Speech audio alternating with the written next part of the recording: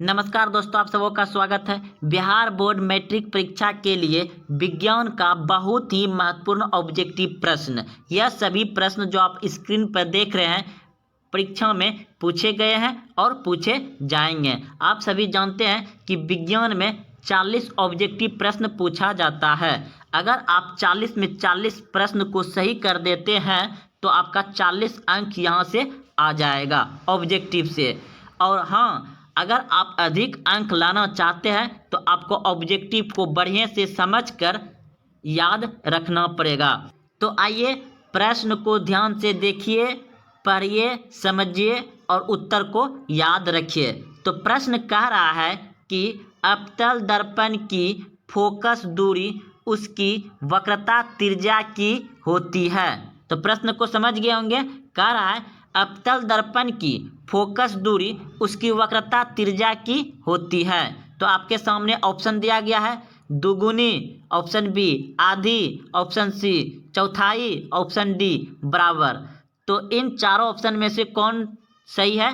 Comment box में उत्तर दीजिए अगर आप जान रहे हैं तो देखिए इस प्रश्न का उत्तर हो जाएगा आपका ऑप्शन नंबर बी, बिल्कुल सही है, आधी होगी। अवतल दर्पण की फोकस दूरी उसकी वक्रता त्रिज्या की आधी होती है।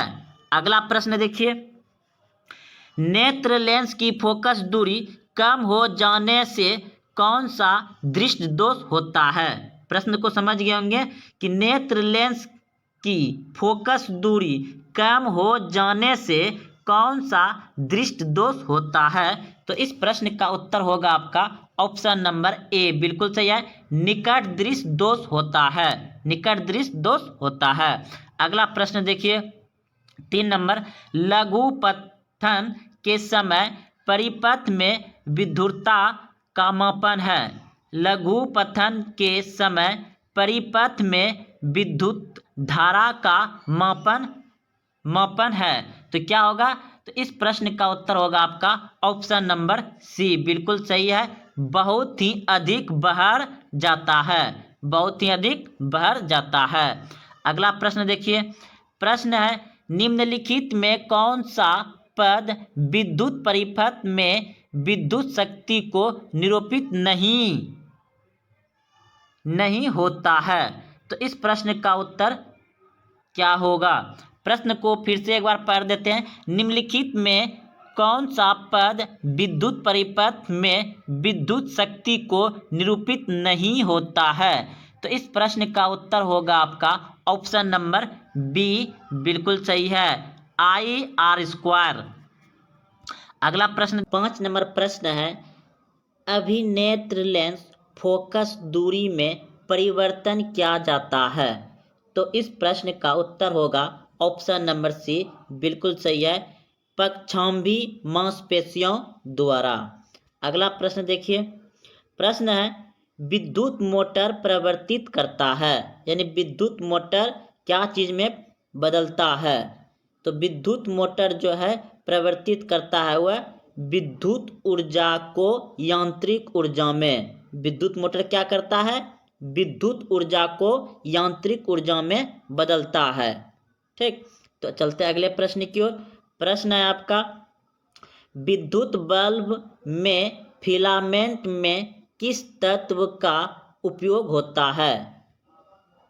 विद्युत बल्ब के फिलामेंट में किस तत्व का उपयोग होता है? तो इस प्रश्न का उत्तर होगा आपका ऑप्शन नंबर ए, बिल्कुल सही है, टंगस्टन। अगला प्रश्न देखिए, प्रश्न है एक साधारण प्रिज्म कितने सतह से घिरे होते हैं? एक साधारण प्रिज्म कितने सतह से घिरे होते हैं? तो इस प्रश्न का उत्तर होगा आपका ऑप्शन नंबर सी, बिल्कुल सही है, 5 सतह से घिरे रहते हैं। अगला प्रश्न देखिए 9 नंबर प्रश्न है आपका कि प्रतिबिंब का आकार हमेशा वस्तु के बराबर है तो दर्पण होगा। प्रतिबिंब का आकार हमेशा वस्तु के बराबर है तो दर्पण होगा। तो इस प्रश्न का उत्तर होगा आपका ऑप्शन नंबर सी, बिल्कुल सही है, समतल दर्पण होगा।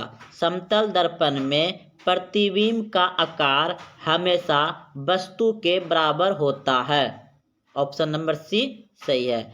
अगले प्रश्न की ओर। प्रश्न आपका 10 नंबर, विद्युत चुम्बकीय प्रेरणा की खोज किसने की थी? विद्युत चुम्बकीय प्रेरणा की खोज किसने की थी? तो इस प्रश्न का उत्तर होगा आपका ऑप्शन नंबर बी, बिल्कुल सही है, फैराडे ने। विद्युत चुम्बकीय प्रेरणा किसने खोज की थी? फैराडे ने की थी। यह बहुत इंपॉर्टेंट क्वेश्चन है, यह हर साल लगभग पूछ ही देता है बोर्ड। अगला प्रश्न देखिए, आकाश का रंग नीला क्यों प्रतीत होता है? आकाश का रंग नीला क्यों प्रतीत होता है? तो इस प्रश्न का उत्तर होगा आपका ऑप्शन नंबर बी, बिल्कुल सही है, बी, प्रकाश के प्रकीर्णन के कारण। प्रकाश के प्रकीर्णन के कारण आकाश का रंग नीला प्रतीत होता है। अगला प्रश्न देखिए, प्रश्न है आपका, सामान्य नेत्र अधिकतम कितनी दूरी तक की वस्तु को स्पष्ट देख सकता है? सामान्य नेत्र अधिकतम कितनी दूरी तक की वस्तुओं को स्पष्ट देख सकता है? तो अधिकतम पूछ रहा है, तो इस प्रश्न का उत्तर हो जाएगा आपका 4, ऑप्शन नंबर डी, बिल्कुल सही, अनंत। अगर न्यूनतम पूछता, अगर यहाँ पे न्यूनतम रहता तो 25 cm, ऑप्शन नंबर सी होता। तो अधिकतम जब भी पूछे तो अनंत होगा और न्यूनतम पूछे तो 25 सेंटीमीटर होता है स्पष्ट देखने की दूरी। अधिकतम अनंत, न्यूनतम 25 cm, 25 सेंटीमीटर। अगले प्रश्न की ओर। प्रश्न है, लेंस की क्षमता का एसआई मात्रक है। लेंस की क्षमता का एसआई मात्रक है। तो इस प्रश्न का उत्तर होगा आपका ऑप्शन नंबर सी, बिल्कुल सही है, m पे पावर -1। अगला प्रश्न देखिए, प्रश्न आपका, अभिक्रिया CuO प्लस H2 दोनों मिलाकर के Cu प्लस H2O में किसका उपचय होता है? तो इस प्रश्न का उत्तर होगा आपका ऑप्शन नंबर बी, बिल्कुल सही है, H2 का उपचय होता है। अगला प्रश्न देखिए, सोडियम की संयोजकता क्या है? सोडियम की संयोजकता क्या है? तो 15 नंबर का हो जाएगा आपका ऑप्शन नंबर ए, सोडियम की संयुक्तता पूछ रहा है दोस्तों, तो इसका क्या हो जाएगा? ए, यानी कि 1। इसका परमाणु संख्या पूछता तब 11 होता परमाणु संख्या, लेकिन यहाँ क्या पूछ रहा है? सोडियम की संयुक्तता क्या है? तो 1। अगले प्रश्न की ओर। प्रश्न है, एल्केन का सामान्य सूत्र है। तो इस प्रश्न का उत्तर होगा आपका ऑप्शन नंबर सी, बिल्कुल सही है, एल्केन का सूत्र होता है CnH2n+2। याद रखिएगा, ये प्रश्न पूछा जाता है, बहुत बार पूछा गया और पूछे जाएंगे। अगले प्रश्न की ओर। प्रश्न है आपका, उदासीन विलयन का पीएच मान क्या होगा? उदासीन विलयन का पीएच मान क्या होगा? तो इस प्रश्न का उत्तर होगा आपका 7 के बराबर। उदासीन 7 के बराबर।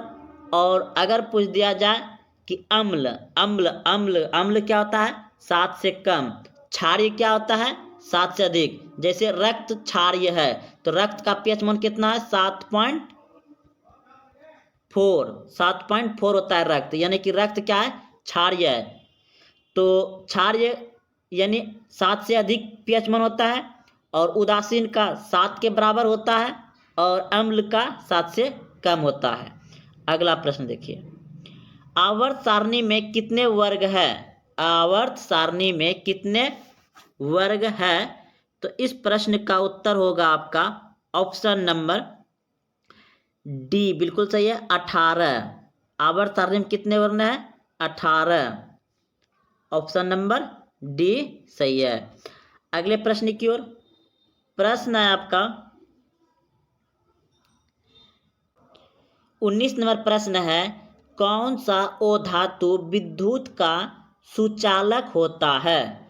तो इस प्रश्न का उत्तर होगा आपका ऑप्शन नंबर बी, बिल्कुल सही है, ग्रेफाइट। ग्रेफाइट जो है कि विद्युत का सुचालक है। अगले प्रश्न की ओर। प्रश्न है आपका, कार्बन क्या है? कार्बन क्या है? धातु है, अधातु है, उपधातु है, या इनमें से कोई नहीं? तो कार्बन एक अधातु है। ऑप्शन नंबर बी बिल्कुल सही है। कार्बन क्या है? अधातु। अगला प्रश्न देखिए। प्रश्न है, निम्न में कौन दुर्बल अम्ल है? तो निम्न में कौन दुर्बल अम्ल है? तो इस प्रश्न का उत्तर होगा आपका ऑप्शन नंबर डी बिल्कुल सही है, CH3COOH।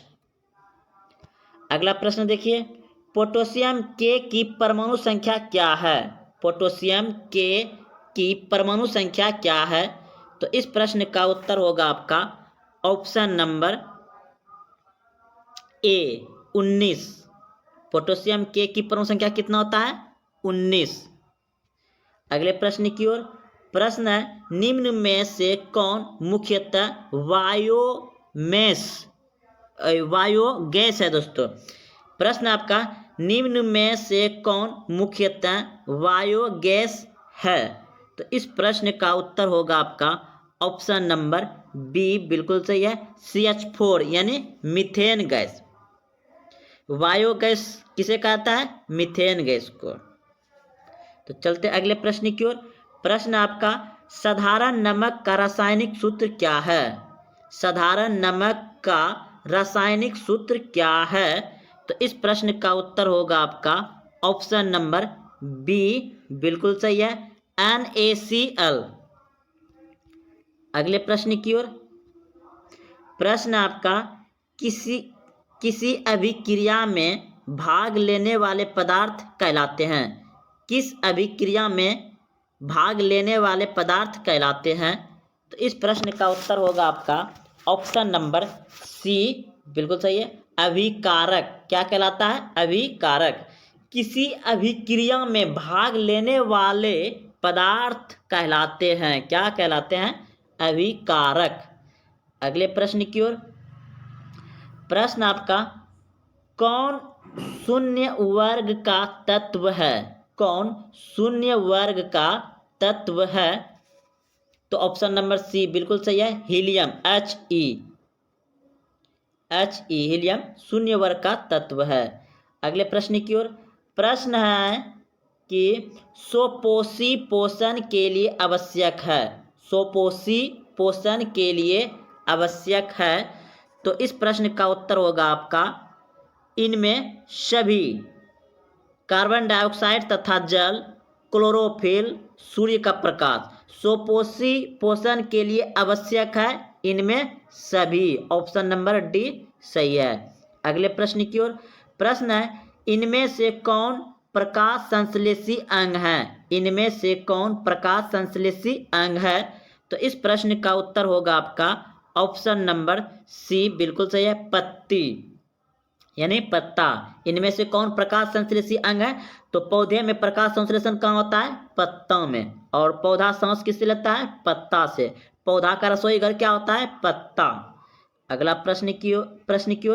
प्रश्न है, मनुष्य के शरीर की सबसे बड़ी ग्रंथि है? मनुष्य के शरीर की सबसे बड़ी ग्रंथि है तो यकृत।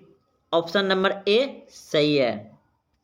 अगला प्रश्न है, पादप में जाइलम के लिए उत्तरदायी है? तो इस प्रश्न का उत्तर होगा आपका ऑप्शन नंबर ए बिल्कुल सही है, जल के वहन के लिए। अगला प्रश्न देखिए।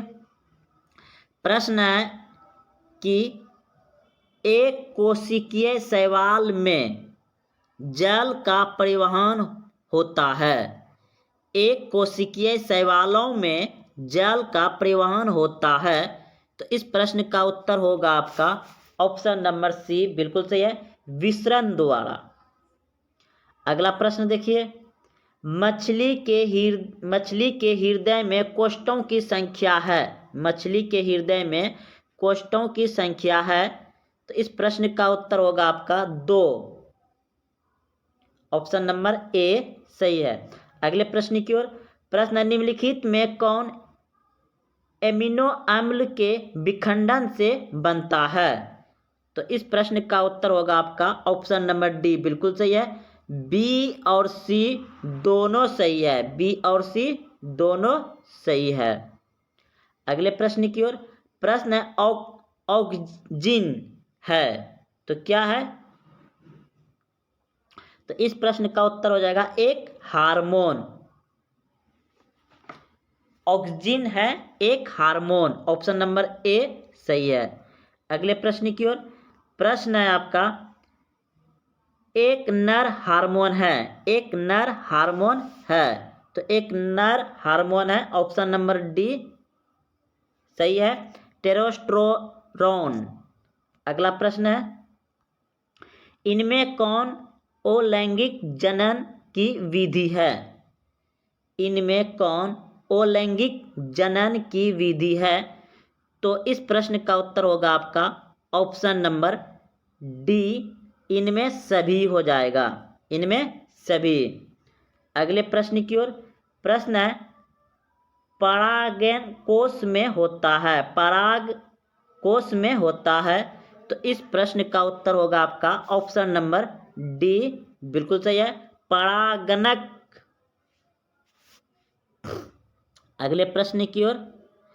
प्रश्न आपका आनुवांशिक गुण का संदेश होता है, आनुवांशिक गुणों का संदेश होता है तो डीएनए अणुओं में, डीएनए अणुओं में, ऑप्शन नंबर ए बिल्कुल सही है। अगले प्रश्न की ओर। प्रश्न है किस वैज्ञानिक को आनुवांशिकी पिता कहा जाता है? किस वैज्ञानिक को आनुवांशिकी का पिता कहा जाता है? तो इस प्रश्न का उत्तर होगा आपका ऑप्शन नंबर बी, बिल्कुल सही है, गेगर जॉन मेंडल को, यानी कि मेंडल को आनुवांशिकी का पिता कहा जाता है, ऑप्शन नंबर बी। अगले 40 नंबर प्रश्न है हाइड्रिला पौधे में रंध्र कहाँ पाए जाते हैं? तो इस प्रश्न का उत्तर होगा ऑप्शन नंबर डी, बिल्कुल सही है, इनमें से कोई नहीं। लोहे का परमाणु संख्या है, लोहे का परमाणु संख्या है, option a 23, option b 26, option c 25, option d 24। तो अगर आप बी सोचे हैं तो बिल्कुल सही सोचे हैं, लोहे का परमाणु संख्या 26 होता है। अगर दोस्तों पूछ दिया जाए कि लोहे का संकेत क्या होता है तो लोहे का संकेत होता है एफ ई, लोहे का संकेत होता है एफ ई। चलते अगले प्रश्न की ओर। प्रश्न है कि निम्नलिखित में किस धातु को चाकू से आसानी से काटा जा सकता है? निम्नलिखित में किस धातु को चाकू से आसानी से काटा जा सकता है? तो इस प्रश्न का उत्तर हो जाएगा आपका ऑप्शन बी, बिल्कुल सही है, सोडियम Na। अगला प्रश्न है आपका जिंक तथा सल्फ्यूरिक अम्ल के बीच अभिक्रिया से निम्नलिखित में से कौन सी गैस निकलती है? प्रश्न है जिंक तथा सल्फ्यूरिक अम्ल के बीच अभिक्रिया से निम्नलिखित में कौन सी गैस निकलती है? तो इस प्रश्न का उत्तर हो जाएगा आपका ऑप्शन नंबर सी, बिल्कुल सही है, H2। अगला प्रश्न है सोडियम की परमाणु संख्या है, सोडियम की परमाणु संख्या है तो ऑप्शन नंबर ए बिल्कुल सही है, 11। सोडियम की परमाणु संख्या कितनी है? 11। अगला प्रश्न है आवर्त सारणी के प्रथम वर्ग के सदस्य होते हैं, आवर्त सारणी के प्रथम वर्ग के सदस्य होते हैं तो ऑप्शन नंबर सी बिल्कुल सही है, क्षारीय धातु होते हैं। आवर्त के प्रथम वर्ग में कौन सी धातु पाए जाते हैं? क्षारीय धातु पाए जाते हैं। अगला प्रश्न है निम्नलिखित में सबसे भारी धातु कौन है? निम्नलिखित में सबसे भारी धातु कौन है? तो ऑप्शन नंबर बी बिल्कुल सही है, यूरेनियम। सबसे भारी धातु कौन सी है? यूरेनियम। अगला प्रश्न है लोहे एवं इस्पात को जंग से सुरक्षित रखने के लिए उन पर किस धातु की पतली परत चढ़ाई जाती है? लोहे एवं इस्पात को जंग से सुरक्षित रखने के लिए उन पर किस धातु की पतली परत चढ़ाई जाती है? तो इस प्रश्न का उत्तर हो जाएगा आपका ऑप्शन नंबर डी, बिल्कुल सही है, जिंक। जिंक की परत चढ़ाई जाती है। अगला प्रश्न है आपका बॉक्साइड निम्नलिखित में किस धातु का अयस्क है? बॉक्साइड एल्युमिनियम का अयस्क होता है, ऑप्शन नंबर सी बिल्कुल सही है। बॉक्साइड निम्नलिखित में से किस धातु का अयस्क है? एल्युमिनियम का। अगला प्रश्न है कि ब्रोमीन ओ धातु की अवस्था होती है, ब्रोमीन ओ धातु की अवस्था होती है तो द्रव्य। ऑप्शन नंबर सी बिल्कुल सही है। ब्रोमीन ओ धातु क्या है? द्रव्य धातु है। अगला प्रश्न है, सीसा और टीन की मिश्र मिश्र धातु को कहते हैं। सीसा और टीन की मिश्र धातु को कहते हैं सोल्डर। ऑप्शन नंबर ए बिल्कुल सही है, सोल्डर कहते हैं। अगला प्रश्न है, किस धातु को चाकू से सरलता से काटा जा सकता है? किस धातु को चाकू से सरलता से काटा जा सकता है? तो सोडियम। ऑप्शन नंबर डी बिल्कुल सही है, क्योंकि वह सोडियम जो है ना मुलायम होता है, इसलिए उसे चाकू से आसानी से काटा जा सकता है। अगला प्रश्न है, साधारण ताप पर फास्फोरस का अणुसूत्र है। साधारण ताप पर फास्फोरस का अणुसूत्र है तो ऑप्शन नंबर डी बिल्कुल सही है, P4। अगला प्रश्न आपका, बेकिंग सोडा का रासायनिक सूत्र है। बेकिंग सोडा का रासायनिक सूत्र है तो ऑप्शन नंबर ए बिल्कुल सही है, NaHCO3। बेकिंग सोडा का रासायनिक सूत्र क्या होता है? NaHCO3। ऑप्शन नंबर ए सही है। अगला प्रश्न है आपका, निम्न में कौन ओ धातु विद्युत का सुचालक है? निम्न में कौन ओ धातु विद्युत का सुचालक है? तो ग्रेफाइड। ऑप्शन नंबर ए बिल्कुल सही है, ग्रेफाइड। अगला प्रश्न है, ग्रेफाइड कार्बन का एक अपरूप है जो क्या है? तो वह है मुलायम। ऑप्शन नंबर ए हो जाएगा। अगला प्रश्न है कि आभूषण बनाने वाले सोना होता है। आभूषण बनाने वाला सोना होता है तो 22 कैरेट का होता है। आभूषण क्या बनता है? 22 कैरेट का होता है, क्योंकि 24 कैरेट का शुद्ध सोना होता है और वह मुलायम होता है, तो उसे कठोर बनाने के लिए उसमें तांबा या चांदी मिलाया जाता है। तो ऑप्शन नंबर ए बिल्कुल सही है, आभूषण जब भी बनता है तो वह 22 कैरेट का ही बनता है। अगला प्रश्न है कि निम्न में किस धातु को केरोसिन में डुबाकर रखा जाता है? निम्न में किस धातु को केरोसिन में डुबाकर रखा जाता है? तो इस प्रश्न का उत्तर आ जाएगा आपका ऑप्शन नंबर ए बिल्कुल सही है, सोडियम को केरोसिन तेल यानी मिट्टी तेल में रखा जाता है, सोडियम को। अगला प्रश्न है, निम्न में कौन ओ धातु पानी में डुबाकर रखी जाती है? निम्न में कौन ओ धातु पानी में डुबाकर रखी जाती है? तो इस प्रश्न का उत्तर आ जाएगा ऑप्शन नंबर ए बिल्कुल सही है, श्वेत फास्फोरस। श्वेत फास्फोरस को पानी में डुबाकर रखी जाती है। अगला प्रश्न है आपका, अम्लीय वर्षा के जल का पीएच मान क्या होना चाहिए? अम्लीय वर्षा के जल का पीएच मान क्या होना चाहिए? तो ऑप्शन नंबर बी बिल्कुल सही है, अम्लीय यानी कि 7 से कम, तो 5.6 से कम, 5.6 से कम होना चाहिए। ऑप्शन नंबर बी सही है। अगला प्रश्न है कि चींटी के डंक एक अम्ल छोड़ जाते हैं जिनके कारण जलन एवं दर्द का अनुभव होता है। यह अम्ल निम्नलिखित में से कौन है? तो प्रश्न कर रहा है, जब चींटी किसी को जब काट लेता है तो उसमें कौन सा अम्ल छोड़ देता है जिसके कारण जलन एवं दर्द का अनुभव होता है? तो इस प्रश्न का उत्तर हो जाएगा आपका ऑप्शन नंबर ए बिल्कुल सही है, मेथोनिक अम्ल। ऑप्शन नंबर ए मेथोनिक अम्ल छोड़ देता है। अगला प्रश्न है, ऑक्जेलिक अम्ल निम्नलिखित में किसमें पाया जाता है? ऑक्जेलिक अम्ल निम्नलिखित में किसमें पाया जाता है? तो ऑप्शन नंबर ए बिल्कुल सही है, टमाटर में। अगला प्रश्न आपका कि मधुमक्खी का डंक एक अम्ल छोड़ता है जिसके कारण दर्द एवं जलन का अनुभव होता है, यह अम्ल है। तो मधुमक्खी और मक्खी एक है, मेथोनिक अम्ल। ऑप्शन नंबर ए बिल्कुल सही है। यह क्वेश्चन देखिए 2020 में पूछे गए हैं।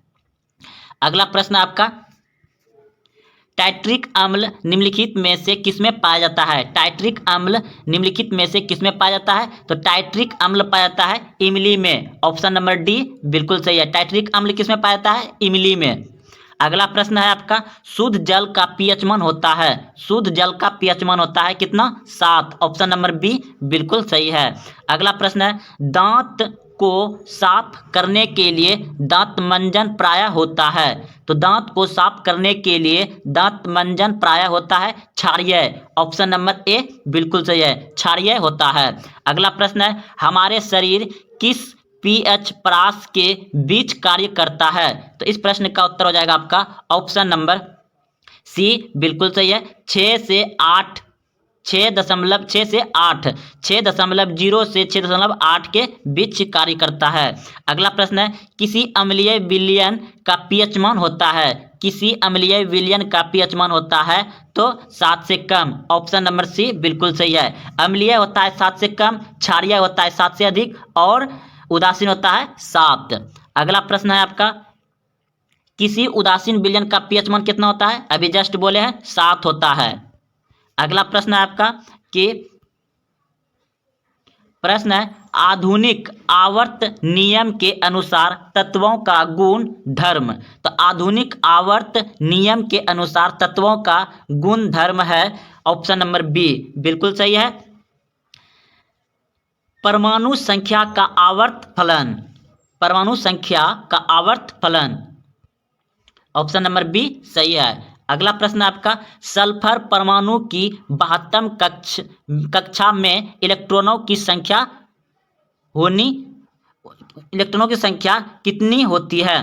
प्रश्न को फिर से पढ़ते हैं दोस्तों, सल्फर परमाणु की 72 कक्षा में इलेक्ट्रॉनों की संख्या कितनी होती है? तो इस प्रश्न का उत्तर हो जाएगा आपका ऑप्शन नंबर सी बिल्कुल सही है, 6 होती है। सल्फर परमाणु की 72 कक्ष यानी कि बाहर वाले कक्षों में इलेक्ट्रॉन की संख्या कितनी होती है? 6 होती है। ऑप्शन नंबर सी सही है।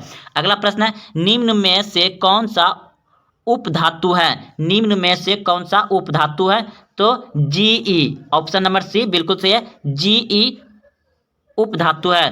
प्रश्न है, किसी कोष में इलेक्ट्रॉनों की अधिकतम संख्या होती है? किसी कोष में इलेक्ट्रॉनों की अधिकतम संख्या होती है? तो इस प्रश्न का उत्तर हो जाएगा ऑप्शन नंबर सी बिल्कुल सही है, 3n²। अगला प्रश्न है, क्लोरीन के परमाणु की 72 कक्ष में इलेक्ट्रॉनों की संख्या कितनी होती है? क्लोरीन की 72 कक्ष में इलेक्ट्रॉनों की संख्या कितनी होती है? तो इस प्रश्न का उत्तर हो जाएगा आपका ऑप्शन नंबर सी बिल्कुल सही है, 7 होती है, 7। अगला प्रश्न है, आवर्त सारणी में किस वर्ग में ऊपर से नीचे आने पर तत्व की धात्विक गुण क्या होती है? प्रश्न कर रहा है कि आवर्त सारणी में किसी वर्ग में ऊपर से नीचे आने पर तत्व के धात्विक गुण क्या होती है? तो इस प्रश्न का उत्तर हो जाएगा बढ़ता है। धात्विक गुण क्या होता है? बढ़ता है। जब हम ऊपर से नीचे आएंगे किसी आवर्त सारणी में तो तत्व का गुण धर्म जो होगा वो बढ़ता है। ऑप्शन नंबर ए सही है। अगला प्रश्न आपका कि वर्ग 1 के तत्व कहलाते हैं, वर्ग 1 के तत्व कहलाते हैं क्षार्य धातु। ऑप्शन नंबर ए बी बिल्कुल सही है।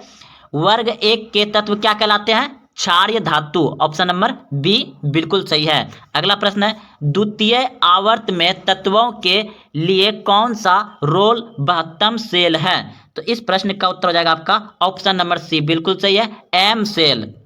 अगला प्रश्न है, 1 pm यानी पिकोमीटर, 1 पिकोमीटर बराबर होता है, 1 पिकोमीटर बराबर होता है 10 पे पावर -12 मीटर होता है, 1 पिकोमीटर बराबर। अगला प्रश्न है, आधुनिक आवर्त सारणी में 36 कतारों की संख्या है। आधुनिक आवर्त सारणी में 36 कतारों की संख्या है तो ऑप्शन नंबर सी बिल्कुल सही है, 16। अगला प्रश्न है, आवर्त सारणी में कितने वर्ग है? आवर्त सारणी में कितने वर्ग है? तो 18 वर्ग है। आवर्त सारणी में कितने वर्ग है? 18। अगला प्रश्न है, अक्रिय तत्व कौन है? अक्रिय तत्व कौन है? तो इस प्रश्न का उत्तर हो जाएगा आपका ऑप्शन नंबर बी बिल्कुल सही है, हीलियम। अक्रिय तत्व कौन सा है? हीलियम। वो धातु के ऑक्साइड होते हैं तो इस प्रश्न का उत्तर हो जाएगा आपका ऑप्शन नंबर बी बिल्कुल सही है, अम्लीय होते हैं। अगला प्रश्न देखिए आपका है कि कार्बन है, कार्बन क्या है? तो कार्बन है ओ धातु। ऑप्शन नंबर बी बिल्कुल सही है। अगला प्रश्न देखिए, निम्न में से कौन सा अस्फीत हाइड्रोकार्बन है? तो इस प्रश्न का उत्तर हो जाएगा आपका ऑप्शन नंबर सी, C2H4। अगला प्रश्न देखिए, एरोमेटिक हाइड्रोकार्बन है तो इस प्रश्न का उत्तर हो जाएगा ऑप्शन नंबर सी, C6H6।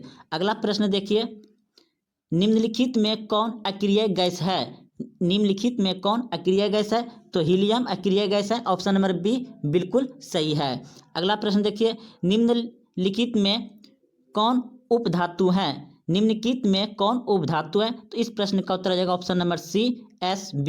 अगला प्रश्न देखिए, प्रश्न है पौधे में श्वसन होता है, पौधे में श्वसन होता है तो पत्तियों के द्वारा। ऑप्शन नंबर बी बिल्कुल सही है।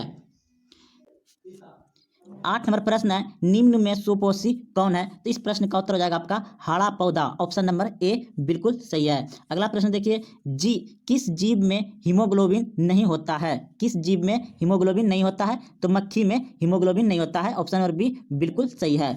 अगला प्रश्न देखिए, हीमोग्लोबिन की कमी से कौन सा रोग होता है? हीमोग्लोबिन की कमी से कौन सा रोग होता है? एनीमिया होता है। ऑप्शन नंबर सी बिल्कुल सही है। अगला प्रश्न देखिए आपका,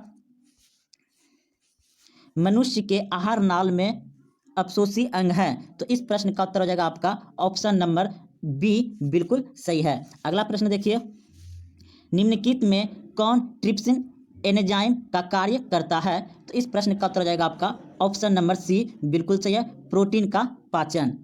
अगला प्रश्न देखिए, मुख गुहा में आहार का कौन सा भाग पाचन होता है? तो इस प्रश्न का उत्तर हो जाएगा आपका हाइड्रोकार्बन। ऑप्शन नंबर बी बिल्कुल सही है। अगला प्रश्न देखिए, ऑक्सीजन का वाहक कौन है? ऑक्सीजन का वाहक कौन है? तो दोस्तों इसमें हीमोग्लोबिन होता है, लेकिन यहाँ RBC हो जाएगा। तो चलिए अगले प्रश्न की ओर। प्रश्न है आपका, रक्त में शर्करा का स्तर नियंत्रण करता है। तो इस प्रश्न का उत्तर हो जाएगा आपका ऑप्शन नंबर जो है कि इंसुलिन। ऑप्शन नंबर डी बिल्कुल सही है। अगला प्रश्न देखिए, मानव शरीर में सबसे लंबी कोशिका कौन है? तो मानव शरीर में सबसे लंबी कोशिका होता है तंत्रिका तंत्र। ऑप्शन नंबर सी बिल्कुल सही है। अगले प्रश्न की ओर चलते हैं दोस्तों। प्रश्न देखिए, निम्न में कौन सा पदार्थ लेंस के लिए उपयुक्त नहीं किया जा सकता है? तो लेंस जो है कि पीतल से नहीं बनाया जा सकता है। ऑप्शन नंबर सी बिल्कुल सही था। प्रश्न है, निम्नलिखित में कौन सा प्रकाश के अपवर्तनांक के नियम के लिए नहीं है? तो इस प्रश्न का उत्तर हो जाएगा आपका ऑप्शन नंबर 2। अगला प्रश्न देखिए, किसी वस्तु का प्रतिबिंब आंख के जिस भाग पर बनता है वह क्या है? रेटिना। ऑप्शन नंबर बी बिल्कुल सही है। अगला प्रश्न देखिए, किसी माध्यम के अपवर्तनांक का मान होता है? तो ऑप्शन नंबर बी बिल्कुल सही होगा इसका। अगला प्रश्न देखिए, एक गोलीय दर्पण की फोकस दूरी +20 सेंटीमीटर है तो यह दर्पण कैसा होगा? तो इस प्रश्न का उत्तर हो जाएगा आपका ऑप्शन नंबर ए बिल्कुल सही है, उत्तल। अगला प्रश्न देखिए, तालाब का जल कम गहरा दिखाई देने का कारण है अपवर्तन। तो ऑप्शन नंबर सी बिल्कुल सही है। अगला प्रश्न देखिए, अवतल दर्पण की फोकस दूरी होती है। तो अवतल दर्पण की फोकस दूरी होती है। तो इस प्रश्न का उत्तर हो जाएगा आपका ऑप्शन नंबर ए बिल्कुल सही है, ऋणात्मक। अगला प्रश्न देखिए, किसी अवतल दर्पण की फोकस दूरी f और उसकी वक्रता त्रिज्या r हो तो निम्नलिखित में कौन सा संबंध सही है? तो दोस्तों वक्रता त्रिज्या की क्या आता है? आधी, यानी कि ये हो जाएगा आपका ऑप्शन नंबर बी बिल्कुल सही है, r बराबर 2f। अगला प्रश्न देखिए, न्यूक्लियस शब्द किसके द्वारा दिया गया था? न्यूक्लियस शब्द किसके द्वारा दी गई है? तो इस प्रश्न का उत्तर हो जाएगा आपका ऑप्शन नंबर बी बिल्कुल सही है, रॉबर्ट हुक। अगला प्रश्न देखिए,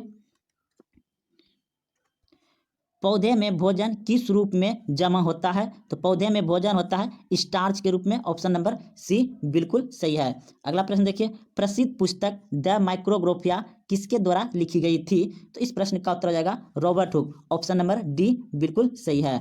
अगला प्रश्न देखिए, पौधों और पशुओं की कोशिकाओं का वैज्ञानिक अध्ययन क्या कहलाता है? तो इस प्रश्न का उत्तर हो जाएगा आपका ऑप्शन नंबर डी बिल्कुल सही है, उत्तक विज्ञान। अगला प्रश्न देखिए, मानव हृदय घिरा हुआ है। तो मानव हृदय घिरा हुआ है, इस प्रश्न का उत्तर हो जाएगा ऑप्शन नंबर ए बिल्कुल सही है। तो चलते हैं अगले प्रश्न की ओर। प्रश्न है आपका अगला, बीज दान की ओर प्राकरण नलिका की वृद्धि का कारण क्या होता है? तो इस प्रश्न का उत्तर हो जाएगा आपका ऑप्शन नंबर ए बिल्कुल सही है। अगला प्रश्न देखिए, मनुष्य में श्वेत रक्त कोशिकाओं की जीवन काल या अवधि कितना होती है? तो इस प्रश्न का उत्तर हो जाएगा 12 से 20 दिन। तो चलते हैं अगले प्रश्न की ओर। प्रश्न है, पीत रस कहाँ से स्रावित होता है? इस प्रश्न का उत्तर हो जाएगा अमाशय से। अगला प्रश्न देखिए, एक घोल नीले लिटमस पत्र को लाल कर देता है, घोल का पीएच मान होता है। तो इस प्रश्न का उत्तर हो जाएगा आपका ऑप्शन नंबर ये 2 हो सकता है दोस्तों, या आप कमेंट करके बताइएगा, या 7। इसमें थोड़ा हम कंफ्यूज हो गए हैं। तो चलते हैं अगले प्रश्न की ओर, आप इसका कमेंट जरूर करिएगा।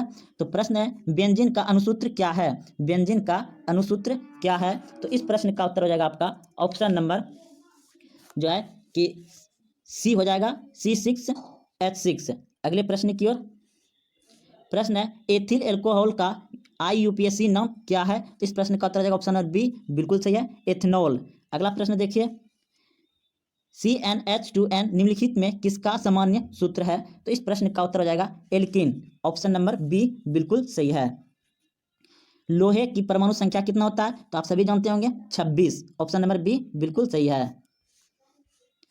स्टेनलेस स्टील में लोहे एवं कार्बन के अलावा अन्य तत्व होते हैं, तो इस प्रश्न का उत्तर क्या होगा? तो इस प्रश्न का उत्तर हो जाएगा ऑप्शन नंबर सी बिल्कुल सही है, निकेल एवं क्रोमियम, ऑप्शन नंबर सी बिल्कुल सही है। पीतल क्या है?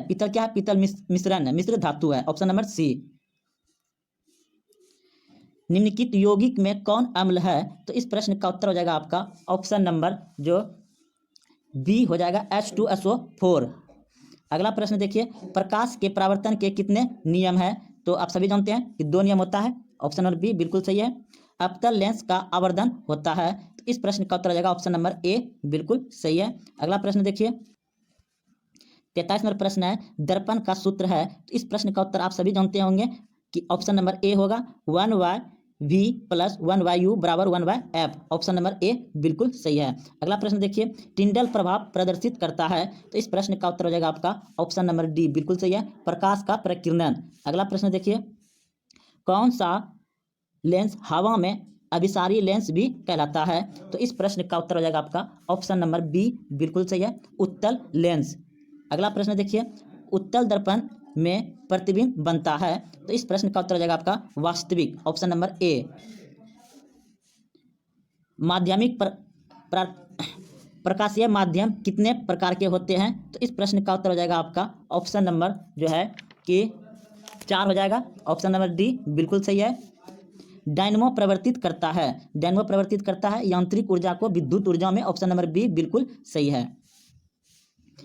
एक इलेक्ट्रॉन पर आवेश होता है, तो ये हो जाएगा -1.6 × 10⁻⁻19 कोलोम, ऑप्शन नंबर सी बिल्कुल सही है। खिलौने में किस सेल का उपयोग होता है? तो सूखे सेल का उपयोग होता है, ऑप्शन नंबर ए बिल्कुल सही है। कार्य करने की क्षमता को कहते हैं ऊर्जा, ऑप्शन नंबर सी बिल्कुल सही है। निम्न में से कौन विस्थापन अभिक्रिया का एक उदाहरण है? तो इस प्रश्न का उत्तर हो जाएगा आपका ऑप्शन नंबर सी बिल्कुल सही है। सिल्वर क्लोराइड का रंग होता है, तो श्वेत हो जाएगा, सिल्वर क्लोराइड का रंग होता है श्वेत, ऑप्शन नंबर डी बिल्कुल सही है। निम्नलिखित में लवण कौन है? तो इस प्रश्न का उत्तर हो जाएगा ऑप्शन नंबर बी बिल्कुल सही है, NaCl। तुतिया नीलाथोता का अणुसूत्र होता है, तो इस प्रश्न का उत्तर हो जाएगा ऑप्शन नंबर ए बिल्कुल सही है, CuSO4। अगला प्रश्न देखिए, गंधक की परमाणु संख्या कितना होता है? 16, ऑप्शन नंबर सी बिल्कुल सही है। कौन सी बीमारी श्वसन तंत्र से संबंधित है? तो निमोनिया, ऑप्शन नंबर बी बिल्कुल सही है, निमोनिया श्वसन तंत्र के माध्यम से होता है। एंड्रोजन है, तो इस प्रश्न का उत्तर हो जाएगा आपका ऑप्शन नंबर ए बिल्कुल सही है, नर हार्मोन। रुधिर चाप नियंत्रित करता है, तो यह हो जाएगा एड्रिनल द्वारा, ऑप्शन नंबर सी बिल्कुल सही है। एक लिंगीय पादप का उदाहरण है पपीता, ऑप्शन नंबर ए बिल्कुल सही है, पपीता। अगला प्रश्न देखिए, निम्न में कौन मादा जनन तंत्र का भाग नहीं है? तो इस प्रश्न का उत्तर होगा आपका ऑप्शन नंबर सी बिल्कुल सही है, शुक्रावाहिका। प्रश्न है, द्विखंडन होता है, तो इस प्रश्न का उत्तर हो जाएगा आपका ऑप्शन नंबर डी बिल्कुल सही है दोस्तों, इनमें सभी द्विखंडन होता है, इनमें सभी। ऑप्शन नंबर डी बिल्कुल सही है। 63 नंबर प्रश्न है स्टोरेन श्रावित होता है, तो इस प्रश्न का उत्तर हो जाएगा आपका ऑप्शन नंबर ए बिल्कुल सही है, वृष्ण से। अगला प्रश्न देखिए, मस्तिष्क मानव मस्तिष्क का औसत भार होता है, तो इस प्रश्न का उत्तर हो जाएगा ऑप्शन नंबर सी बिल्कुल सही है, 1.4 kg। अगला प्रश्न देखिए, इलेक्ट्रॉनिक हीटर की कुंडली बनाने में किस पदार्थ का प्रयोग होता है, तो इस प्रश्न का उत्तर हो जाएगा ऑप्शन नंबर डी बिल्कुल सही है, नाइक्रोम का। अगला प्रश्न देखिए, एक यूनिट विद्युत ऊर्जा का मान होता है, तो इस प्रश्न का उत्तर हो जाएगा आपका ऑप्शन नंबर डी बिल्कुल विद्युत फ्यूज। प्रश्न 68 नंबर, विद्युत फ्यूज विद्युत धारा के किस सिद्धांत पर कार्य करता है, तो इस प्रश्न का उत्तर हो जाएगा आपका ऊष्मीय, ऑप्शन नंबर ए बिल्कुल सही है। चलते अगले प्रश्न की ओर। प्रश्न है, वाल्ट मीटर को विद्युत परिपथ में किस क्रम में जोड़ा जाता है, तो इस प्रश्न का उत्तर हो जाएगा आपका ऑप्शन नंबर बी बिल्कुल सही है, समांतर क्रम में। अगला प्रश्न देखिए, विद्युत परिपथ में दो बिंदुओं के बीच विभवांतर मापने के लिए प्रयुक्त होता है, तो इस प्रश्न का उत्तर हो जाएगा volt meter, option number b बिल्कुल सही है। अगला प्रश्न देखिए, जल विद्युत संयंत्र किस ऊर्जा को विद्युत ऊर्जा में रूपांतरित करता है, तो इस प्रश्न का उत्तर हो जाएगा आपका ऑप्शन नंबर डी बिल्कुल सही है, स्थित ऊर्जा में। अगला प्रश्न देखिए, विद्युत बल्ब में कौन सी गैस भरी जाती है, तो इस प्रश्न का उत्तर हो जाएगा ऑप्शन नंबर सी बिल्कुल सही है, निष्क्रिय गैस भरी जाती है। अगला प्रश्न है, निम्नलिखित में कौन प्राकृतिक सूचक है, तो इस प्रश्न का उत्तर हो जाएगा हल्दी, ऑप्शन नंबर ए बिल्कुल सही है। अगला प्रश्न देखिए, बॉन्ड OH अभिक्रियाशील मूल वाले यौगिक का नाम क्या है, तो इस प्रश्न का उत्तर हो जाएगा आपका ऑप्शन नंबर बी बिल्कुल सही है, एल्कोहल। अगला प्रश्न देखिए, 75 नंबर, कैल्शियम कार्बोडाइट जल के साथ अभिक्रिया करके देता है, तो इस प्रश्न का उत्तर हो जाएगा एथेन, ऑप्शन नंबर बी बिल्कुल सही है। तो अगला प्रश्न देखिए, ओजोन के एक अणु में ऑक्सीजन के परमाणुओं की संख्या होती है, तो यह होता है 3, ऑप्शन नंबर सी बिल्कुल सही है। अगला प्रश्न देखिए, कमरे के ताप पर द्रव अवस्था में रहने वाली धातु, तो पड़ा हो जाएगा ऑप्शन नंबर ए बिल्कुल सही है। अगला प्रश्न देखिए, सरलतम हाइड्रोकार्बन है, सरलतम हाइड्रोकार्बन है, तो इस प्रश्न का उत्तर हो जाएगा आपका ऑप्शन नंबर ए बिल्कुल सही है, मीथेन। अगला प्रश्न देखिए, निम्नलिखित में कौन क्षारीय ऑक्साइड है, निम्नलिखित में कौन क्षारीय ऑक्साइड है, तो इस प्रश्न का उत्तर हो जाएगा ऑप्शन नंबर डी बिल्कुल सही है, Na2O। अगला प्रश्न देखिए, लास्ट, बेकिंग सोडा एक मिश्रण है, बेकिंग सोडा एक मिश्रण है, तो इस प्रश्न का उत्तर हो जाएगा ऑप्शन नंबर डी बिल्कुल सही है। तो आप अभी तक चैनल को सब्सक्राइब नहीं किया तो चैनल को सब्सक्राइब कर लें और घंटी दबा दें। जय हिंद, जय भारत।